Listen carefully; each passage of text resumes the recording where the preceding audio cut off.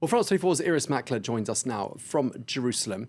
Irris, there's some pretty sort of major potential here for some serious diplomatic blowback. How is the government reacting? It's interesting. The whole issue has been quite muted here.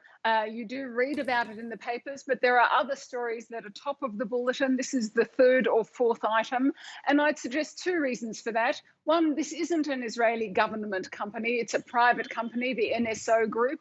And the second is that Israelis themselves are not the targets. I think they're slowly waking up to the scale of this, what this diplomatic story could mean for Israel. And that's why they've set up this inter-ministerial group.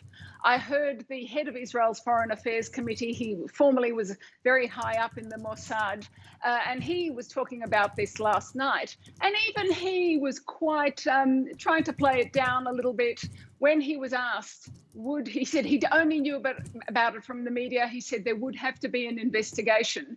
And when he was asked whether his committee, the committee he heads, whether they could investigate it, he said, we've got a lot on our plate. We don't know if we're going to take this on.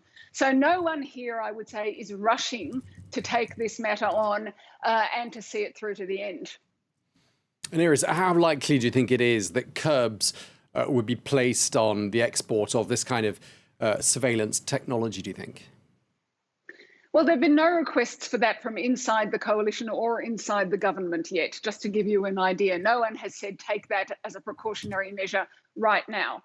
And the Defence Department says it's looking into it, but it hasn't said it's going to do it either. So I would say it depends how big a scandal this becomes. In previous years, there were previous attempts to stop this very same NSO group in 2018 through the Israeli courts. That's failed. So it's only going to come from the government or indeed from international pressure on the government, I would say.